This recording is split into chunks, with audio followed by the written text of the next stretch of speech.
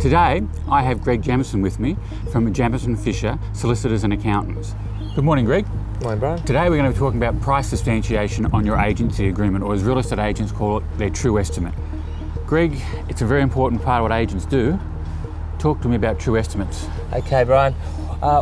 Under the Fair Trading Supervision Guidelines, it's a requirement that all real estate agents be able to substantiate the selling price which they put onto an agency agreement and then essentially offer properties to the public. Now, one of the best practices that we see that needs to be implemented by each agency is that when an agent goes out and conducts a market appraisal and substantiates the selling price of a property, they should, as a minimum, obtain 3 comparable sales of properties similar to the property that they're marketing. Now, at the moment, one of the major compliance criteria of Fair Trade in New South Wales is that of price substantiation. And when officers of fair trading enter into agents' offices to do their compliance checks on various things, one of the most important things they will look at will be the agent's file. They will look at the agency agreement, see the agent's estimate of the selling price. They will then want to see comparables and how the agent has substantiated that selling price which they have put on their agency agreement. I think we can go back one step. First of all, we all know that the true estimate is not a valuation. We're not valuers. That's correct. So it's the agent's opinion. It is the agent's opinion. And as long as they can show how they arrived at that opinion and substantiate that opinion, there shouldn't be a problem with fair trading. That's correct. And there are many cases in the High Court of Australia where about price substantiation, not only in real estate but other types of areas. And the courts have always held that where a person has used all of their reasonable efforts and are able to show how they came to an opinion, even if that opinion later on turns out to be erroneous, the courts will say, well, they can substantiate their opinion at the time of coming up with that price. Now, particularly, this is important where you have a volatile market, where the agent goes out, does a price substantiation, and then the property sells way in excess of all persons' expectations. And then you have prospective purchasers who have gone to cost, who have thought the property might sell for $1 million, it sells for 1.5 million.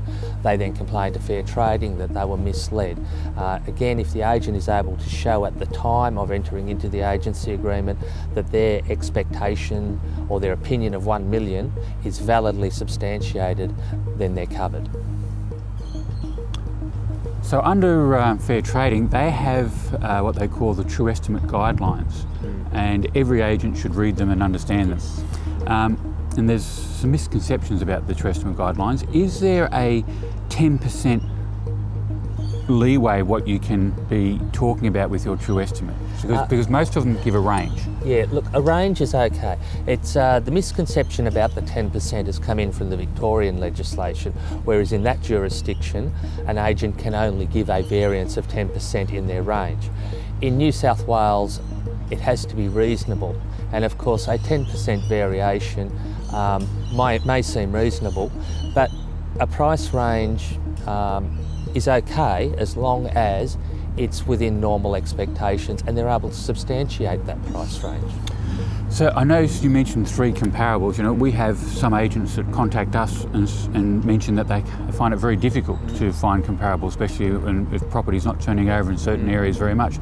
So we send them back to the guidelines that Fair Trading, the Commission, has put out, and we say, look, there's 9 points to the guidelines, and they should be able to use the other 8 points to help them arrive at their true estimate. Is that reasonable? That is very reasonable. In these circumstances, I think a very good thing is to have an office policy that has that if an agent is unable to come up with 3 clear comparables, they need to report it to their licensee in charge or their sales manager, and then they need to make a file note and going back to those fair trading guidelines, saying things like the size of the property, potential for redevelopment, unique features of the property, number of bedrooms, things like the vendor's expectations, market demand, all of demand these things. For that particular property. Yeah, these are the things that then go together to say, well, this is how I form my view. And again, if it's erroneous later on, at least at the time there is a reasonable view as to how the agent came to their substantiated price. It's all about just putting down on paper how you arrived at your price. Pretty much so. And the other thing that I always caution agents, one of the things about the price expectation to be put on the agency agreement is not the expectation of what the vendor wants to receive, but it is the agent's opinion. So if the agent thinks the property is only worth 1 million, yet the vendor wants to receive 1.5, the market opinion is not 1.5, it is 1 million. It's very important to get that point across. Excellent. Greg, thank you very much for Thank you, sharing Brian. it today. Thank you.